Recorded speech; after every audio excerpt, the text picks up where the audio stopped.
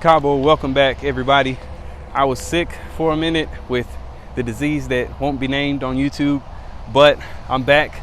You know, nothing that good sunlight couldn't fix and some natural herbs, and I'm back better than ever. I'd also like to apologize for some of the background noise. We are by a highway, unfortunately, where I live. There are highways near a lot of protected lands and nature preserves, so I have the microphone a little closer to my mouth, so I'm hoping that you guys can hear and understand me well.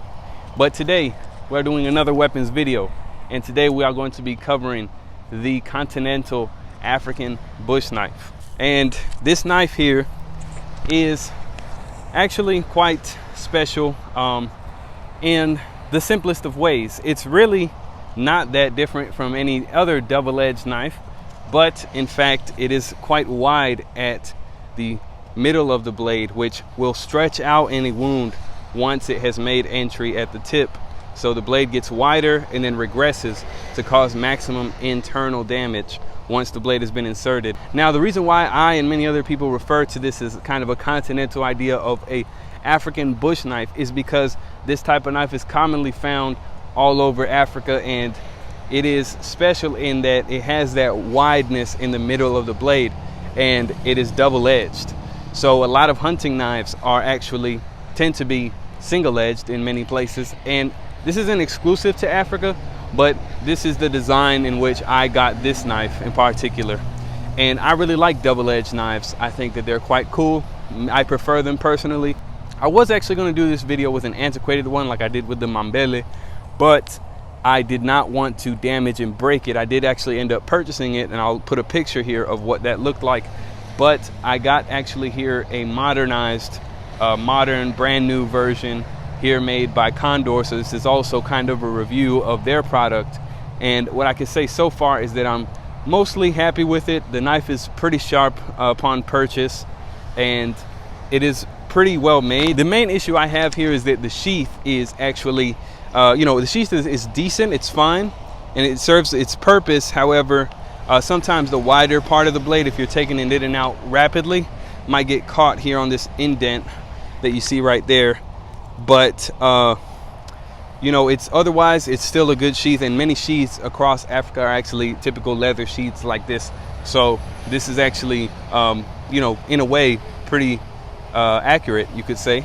My only issue with the sheath though is that there's no belt loop or something that I could attach to a strap across my chest or on my belt loop. There's a loose part of the leather right here, which I guess could be used for that, but I don't think that was the intended purpose behind the design.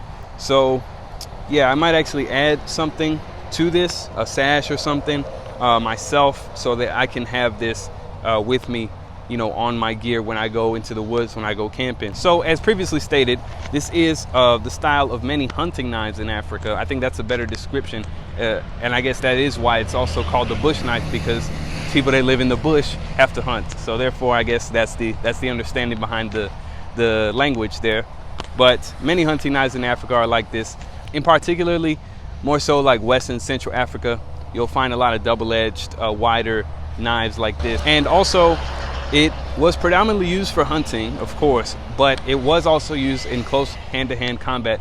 As most people know, for really any culture around the world, the last reserve, the last chance weapon is usually going to be a knife, because easily concealable, and it's small, and it still can get the job done with just 3 inches of penetration almost anywhere on the body. It's going to inflict severe damage and a deep laceration. So of course, in close hand-to-hand combat, the knife is very versatile. You can use it for a million things. And knife fighting is found commonly around all cultures from around the world. Again, the knife is really the oldest tool known to man. It's the most versatile. It's the greatest tool.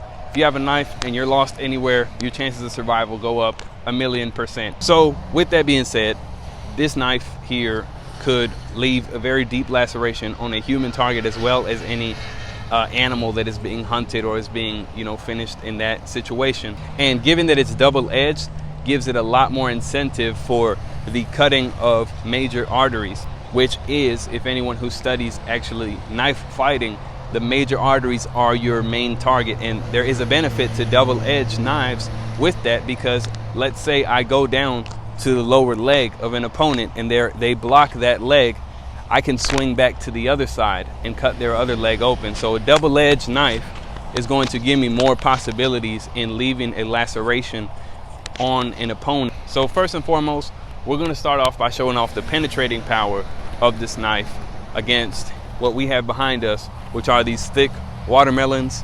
I am going to keep evolving my level of resistance for my targets in the future, but obviously fruit and vegetables are the easiest and cheapest form of target outside of maybe wood that I could use to demonstrate these weapons. So we're going to do here a rear penetration here, and then we will do a forward full penetration just to show off the depth of the cut and the width of the cut.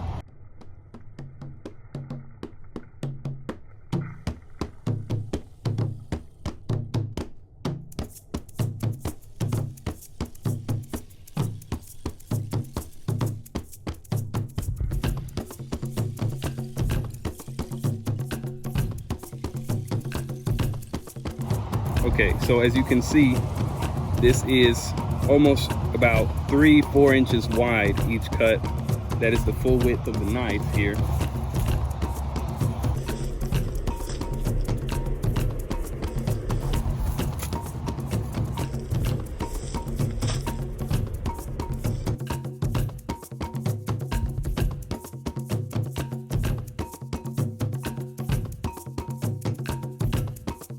All right, welcome back everybody. So unfortunately you see that I'm not outside anymore and I'm not cutting stuff with the knife.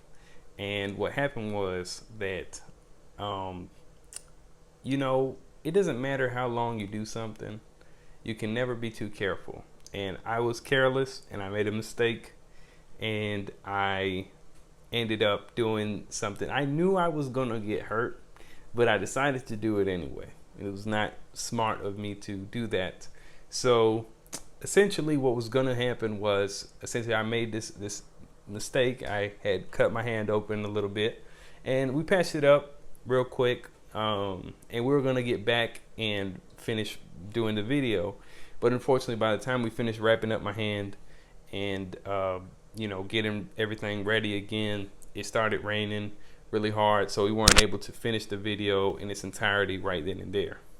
But nonetheless, we will finish the review of the knife right here. So overall, this knife is definitely sharp, as I can attest right here. But you know, honestly, I do apologize again for not making my disclaimer as I did in my last video. I think that's a very important thing to be noted because, like I said previously, I've been messing around with knives, training with knives for years now, and I ended up doing something stupid. I knew it was stupid and it cost me a nice cut in the middle of my hand, but it's all good. You know, we knew how to patch it up and take care of it. So thankfully I was with my good friend and he was able to help me out in that situation. And yeah, but nonetheless, I really wanted to show off doing like throwing knife and all these other things with this knife. It's really designed like most throwing knives. So yeah, that would have been cool to do maybe in a second video for this knife. But honestly, I'll be using this knife for a long time, probably in a lot of my bushcraft and my camping outdoor things. So yeah, you'll probably see this knife around if I ever do any kind of videos while I'm out there in the woods. But anyways, I'm sure you guys got the gist of it. Great knife. I love the design of African hunting knives. So if you guys want to give this one a try, go ahead. It's a pretty solid knife. Now the other test that I wanted to do on the other watermelon was the slash test, because of course with slashing, you know, the damage is represented a lot differently. With piercing, I feel like with most knives, you put enough pressure, you're definitely going to get through a watermelon skin, even though watermelons are hard on the outside. But slashing is a whole nother animal, and I think it would have been cool to showcase the slashing capabilities of this knife with its double-sided edge, and maybe showing off how to use both edges when going in for slicing attacks with this type of knife. Unfortunately, wasn't able to do that. Again, thunderstorm, cut my hand, all that. But maybe in a future video. And yeah, you know, this is not going to discourage me at all. I have been cut before dealing with knives. If you mess with sharp objects, eventually you will get cut. I manifest that this will be the last time I get cut for a long time, but it's almost an inevitability and it's part of training. But again, if you're not actively training or you are not with someone who is trained or has trained for a very long time, do not attempt any of the things I do in this video. Do not attempt to mess around with knives if you just think they look cool. You need to learn how to handle one. And this is coming from someone that has been doing this for years, training with knives, and look what happened. So just keep that in mind. Thank you guys for watching, and we'll definitely run it back with this knife. You'll see it again.